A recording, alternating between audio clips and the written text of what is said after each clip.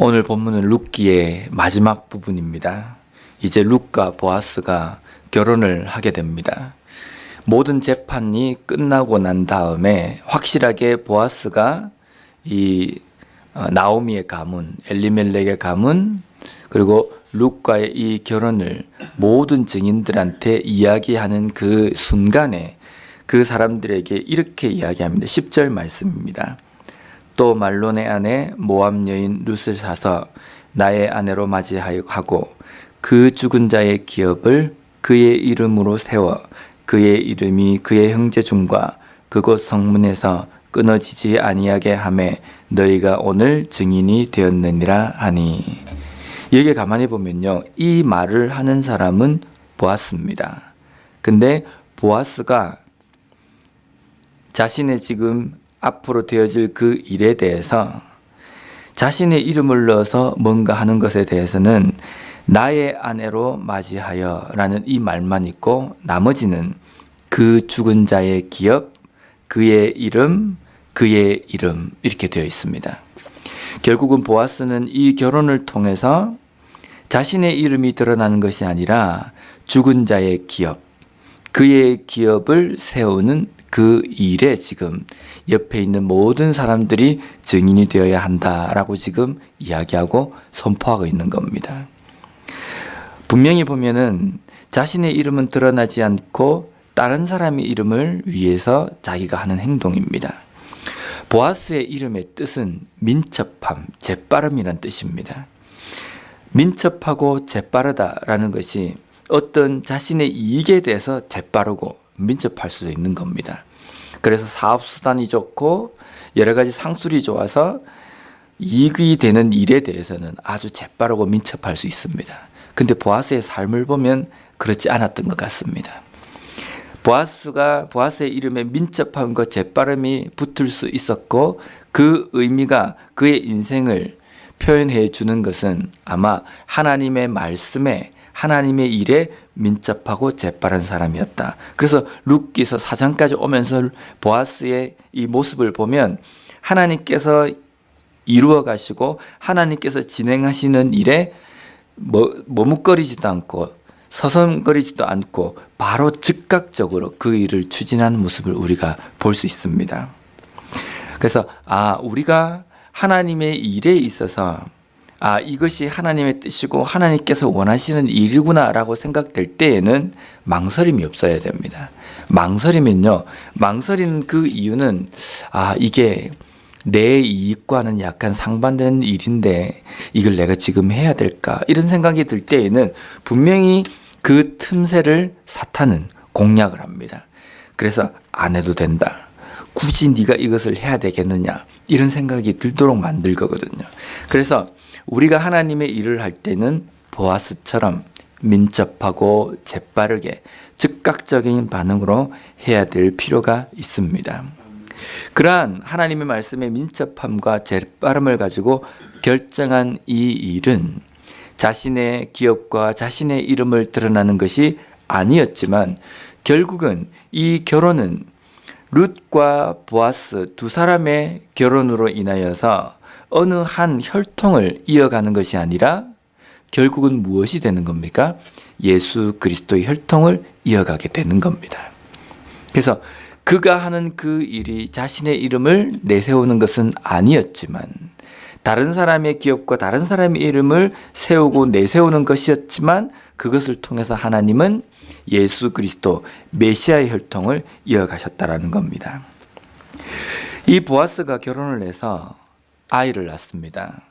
이름은 오벳입니다. 오벳은 우리가 잘 알고 있는 2세 다윗의 아버지입니다. 다윗의 아버지의 아버지입니다. 결국은 다윗의 할아버지가 이 오벳이 되는 겁니다. 왕족을 이어가는 그 혈통의 시작이 되는 겁니다. 또 한 가지 우리가 살펴볼 것은요, 이 보아스의 집안입니다. 보아스의 아버지는 살몬이라는 사람입니다. 이 살몬의 아내가 누구냐면요, 라합입니다. 이스라엘 백성들이 여리고성에 들어가서 여리고성을 함락을 시킬 때 한 가정만 남깁니다. 그 가정이 라합입니다. 우리가 잘 알고 있는 기생 라합이라고 이야기하는데요. 왜 라합이 중요하냐면 당시 여리고성에 살고 있는 모든 사람들은 이스라엘 백성이 아닙니다.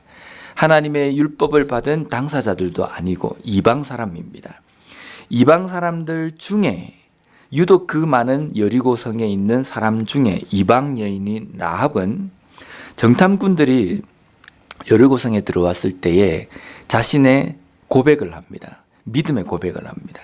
하나님께서 이 땅을 너희 백성들에게 주심을 나는 안다. 그래서 당신들이 이 여리고성에 들어올 때에 우리 가정을 좀 생각해달라. 하나님께서 우리의 가정 가운데도 구원을 베푸시기를 원하신다라고 고백을 한 겁니다. 이건 쉽지 않습니다. 이스라엘 사람들 중에서도 하나님의 백성들 중에서도 하나님의 말씀을 따르지 않고 믿음의 고백을 하지 못하는 사람들이 많았었는데 하나님의 언약과 하나님의 율법을 받은 당사자가 아닌 이방인 가운데에 이런 고백을 하고 이런 믿음을 가질 수 있었다고 한다면요, 이것은 대단한 겁니다. 그리고 그 중에서도 기생이고 그리고 여인이 이런 고백을 할 수 있었다는 것은 하나님의 은혜가 아니고는, 하나님의 영이 아니고는 이런 고백을 할 수 없었다는 겁니다. 이 기생 라합의 아들이 보아스입니다. 이 보아스는 어떤 믿음으로 어릴 때부터 자랐을까? 구체적으로 성경에는 기록되어 있지 않았지만요, 룻기 1장에서 4장까지 오는 보아스의 이 삶을 보아서도 철저하게 어머니의 그 신앙이 이 아들에게 이어졌음을 우리가 볼 수 있습니다.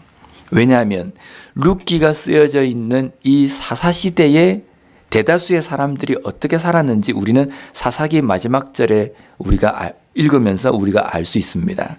모든 사람들이 자신의 옳은 소견대로 살던 때였습니다. 자신들의 옳은 소견과 자신의 주장과 자신의 가치관으로 결정하던 모든 시대에 보아스는 하나님의 말씀을 온전히 기준으로 삼아서 그 하나님의 말씀대로 살아가는 삶을 살았다. 어디에서 영향을 받았겠습니까? 어머니의 신앙에서 영향을 받았을 겁니다. 그러한 보아스를 하나님께서는 선택하셔서 메시아 그리스도를 태어나게 하는 그 혈통 가운데에 들어오게 하셨습니다. 그리고 이 집안을 통하여서 하나님께서는 하나님의 그 구원의 사역을 이루어 가십니다. 우리가 이 땅의 삶을 살아갈 때에 우리에게 복된 것은 내 손에 어떤 것이 쥐어지고 우리의 가문이 성공하는 것, 우리의 가문이 훌륭하게 이어지는 것, 이것도 우리가 하나님께 기도해야 될 내용이긴 합니다. 그런데 중요한 것은 그것보다는 내 이름보다는 하나님의 이름, 하나님의 영광, 하나님의 뜻이 내 개인의 삶과 우리의 가정과 우리의 자자손손을 통하여서 이 일이 이루어지길 원한다라는 고백이 있어야 되겠습니다. 또한 우리 교회 가운데 우리의 교회의 이름을 높이고 우리 교회가 이 세상 가운데에 유명해지고 우리 교회가 다른 교회의 부러움을 사는 그러한 것들이 물론 중요한 것도 있긴 합니다. 근데 더 중요한 것은 우리 교회를 통해서 우리의 교회의 이름이 드러나는 것이 아니라 하나님의 영광과 하나님의 이름이 드러나는 그 일에 온전히 초점을 맞춰서 살아갈 수 있는 우리 개인과 가정과 교회가 되었으면 좋겠습니다. 기도하겠습니다.